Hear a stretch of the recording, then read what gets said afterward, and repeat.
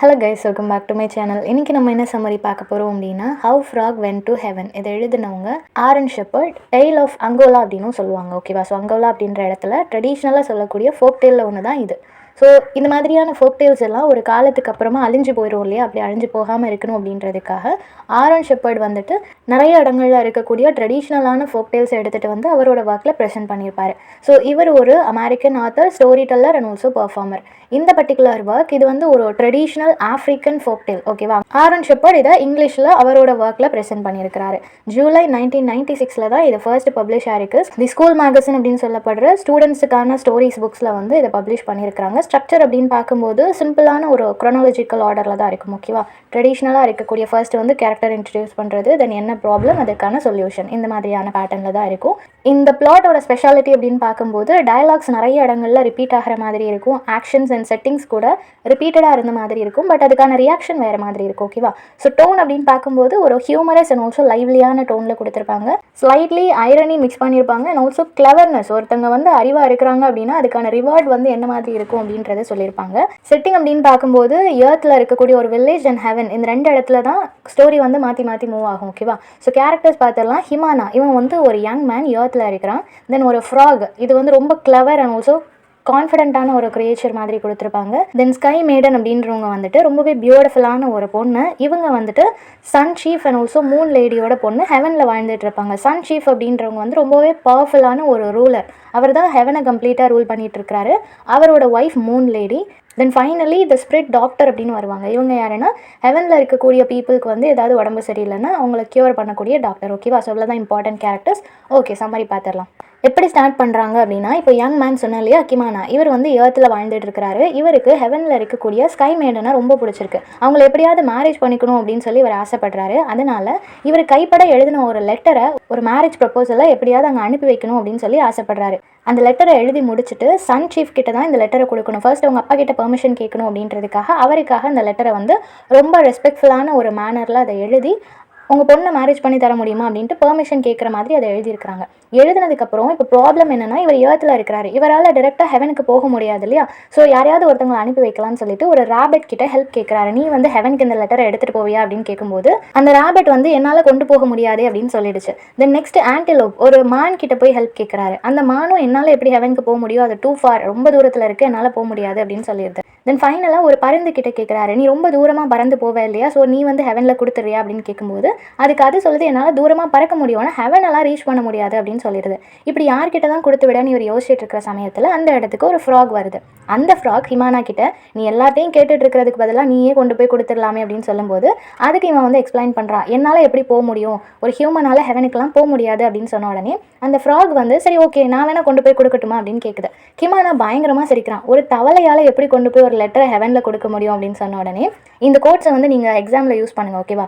What ever it is, I can do it, but only if I try. So எதுவாக இருந்தாலும் என்னால் பண்ண முடியும், எப்போ நான் அதை ட்ரை பண்ணுறணும். ஸோ நம்ம முயற்சி பண்ணாமலே முடியாதுன்னு சொல்லக்கூடாது இல்லையா? ஸோ அந்த மாதிரி நான் ட்ரை பண்ணுறேன், என்னால் முடியும்னு இது ரொம்ப கான்ஃபிடென்ட்டாக சொல்லுது.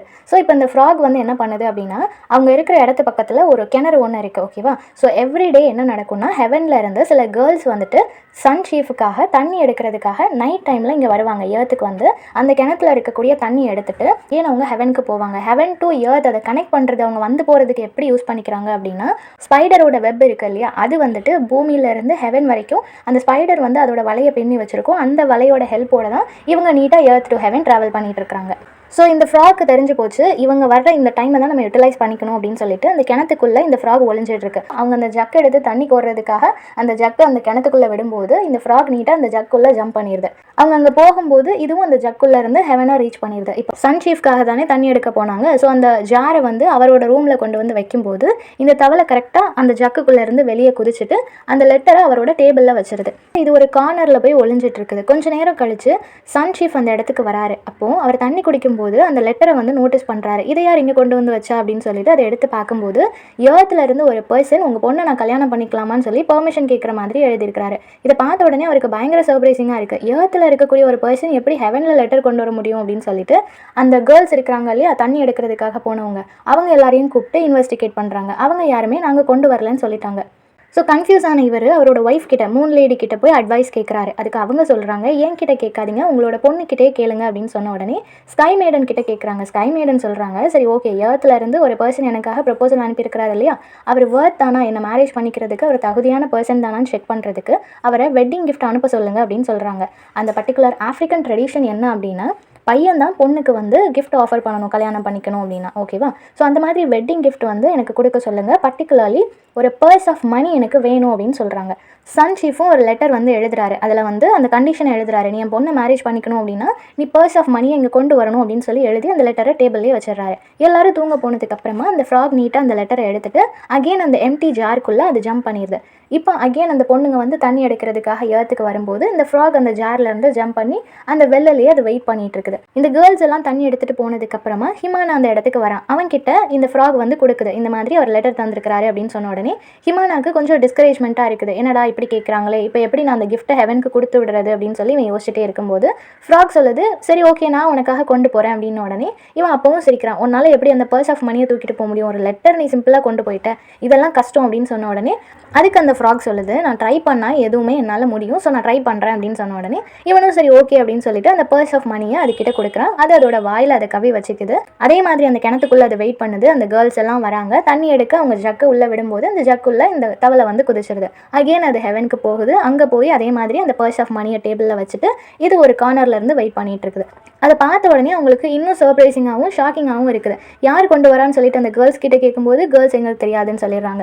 அகெயின் அவரோட ஒய்ஃப் கிட்ட கன்சல்ட் பண்ணுறாரு, அவங்களும் நீங்கள் உங்கள் பொண்ணு கிட்ட கேளுங்கன்னு சொல்லிடுறாங்க. இப்போ ஸ்கை மேடன் கிட்ட கேட்கும்போது அவங்க என்ன சொல்கிறாங்க அப்படின்னா, ஒரு ஃபைனல் டெஸ்ட் வச்சுக்கலாம், இந்த ஹிமானா அப்படின்ற பர்சன் என்ன மேரேஜ் பண்ணிக்கணுன்றதெல்லாம் ஓகே தான், ஆனால் அவன் உண்மையாகவே என்ன மேரேஜ் பண்ணிக்கணும்னு நினச்சானா அவன் ஹெவனுக்கு வந்து என்னை கூட்டிகிட்டு போட்டோம் அப்படின்ற மாதிரி இவங்க சொல்கிறாங்க. ஸோ இந்த ஒரு கண்டிஷனையும் சன் சீஃப் வந்து ஒரு லெட்டரில் எழுதி அதே டேபிளில் வைக்கிறாரு. அதே மாதிரி அந்த ஃப்ராக் வந்து அந்த லெட்டரை எடுத்துகிட்டு அந்த எம்டி ஜக்குள்ளே போயிடுச்சு. அகெயின் அதே மாதிரி அந்த கேர்ள்ஸ் எல்லாம் தண்ணி எடுக்க வரும்போது அந்த ஜக்குள்ளே இருந்து ஃப்ராக் வந்து அந்த கிணத்துக்குள்ளே ஜம்ப் பண்ணிடுது. இப்போ அந்த லெட்டரை ஹிமானா கிட்ட கொடுக்கும்போது அவன் ரீட் பண்ணுறான். அப்போது அவனுக்கு ரொம்ப கஷ்டமாக போச்சு, எப்படி நாங்கள் ட்ராவல் பண்ணி அவங்களை கூட்டிகிட்டு வர முடியும், இதெல்லாம் இம்பாசிபிளான விஷயம் இல்லையா அப்படின்னு சொன்ன உடனே அப்போவும் அந்த ஃப்ராக் வந்து ப்ராமிஸ் பண்ணுது, நான் உனக்கு ஹெல்ப் பண்ணுறேன், நான் அவளை இங்கே கூட்டிகிட்டு வரேன் அப்படின்னு சொன்ன உடனே இவனுக்கு ஃபஸ்ட்டு நம்பிக்கை இல்லை, இருந்தாலும் அக்செப்ட் பண்ணிக்கிறான். அதுக்கப்புறமா அந்த ஃப்ராக் அதே மாதிரி அந்த ஹெவனுக்கு அந்த ஜக் வழியாகவே ட்ராவல் பண்ணி போயிடுச்சு.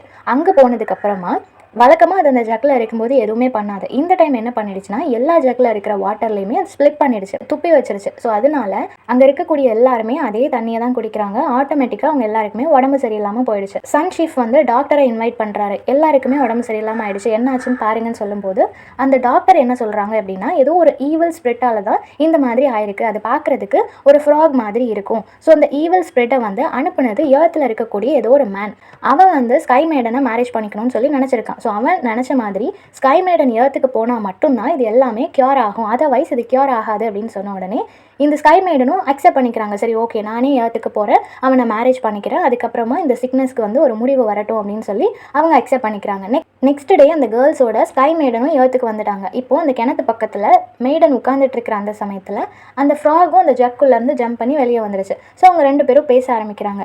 அவர் எப்போ வருவாருன்னு இவ பேசிகிட்டு இருக்கும்போது இது சொல்லுது, நான் வேணா அவன்கிட்ட உன்னை கூட்டிகிட்டு போவா அப்படின்னு கேட்ட உடனே இவ வந்து சிரிக்கிறா. ஒரு ஃப்ராகால் எப்படி ஒரு பர்சனை கைட் பண்ண முடியும், இதெல்லாம் நடக்கிற காரியமா அப்படின்னு சொல்லி அவ சிரிக்கும் போது அதுக்கு அந்த ஃப்ராக் வந்து ரொம்ப ப்ரௌடாக சொல்லுது, எதுக்கு என்னால் முடியாது, நான் தான் ஹெவனுக்கு லெட்டர் கொண்டு வந்தேன், நான் தான் ஹெவனுக்கு பர்ஸ் ஆஃப் மணி கொண்டு வந்தேன், இப்போ உன்னையே ஒரு பிரைடாக நான் இங்கே கூட்டிகிட்டு வந்துட்டேன், இவ்வளோ பண்ண எனக்கு உன்னை அவன்கிட்ட கூட்டிகிட்டு போக தெரியாதா அப்படின்னு சொன்ன உடனே இது கேட்ட உடனே ஸ்கை மேடன் பயங்கரமாக இம்ப்ரெஸ் ஆகிட்டா. ஒரு ஃப்ராக் இவ்வளோ கிளவராக இருக்குது அப்படின்னு சொல்லிட்டு அவனோட கரேஜ்னஸ், டிட்டர்மினேஷன், இந்த மாதிரி நிறைய விஷயங்கள்னால நீ தானே எனக்காக எல்லாமே பண்ணியிருக்கிற, ஸோ நான் உன்னையே மேரேஜ் பண்ணிக்கிறேன் அப்படின்னு சொல்லிட்டு அந்த ஃப்ராகோட ஒரு மேரேஜ் செரிமனி வச்சு அந்த ஃப்ராக் அகெயின் ஹெவனுக்கே கூட்டிகிட்டு போயிடுச்சு. இப்போ நடந்த விஷயங்கள் எதுவுமே தெரியாத ஹிமானா அந்த வெல் பக்கத்துலேயே உட்காந்துட்டு இருக்கிறான். கண்டிப்பாக ஸ்கை மேடனை ஃப்ராக் வந்து கூட்டிகிட்டு வந்துடும் அப்படின்னு சொல்லிட்டு அவன் வெயிட் பண்ணிகிட்டே இருக்கிறான்.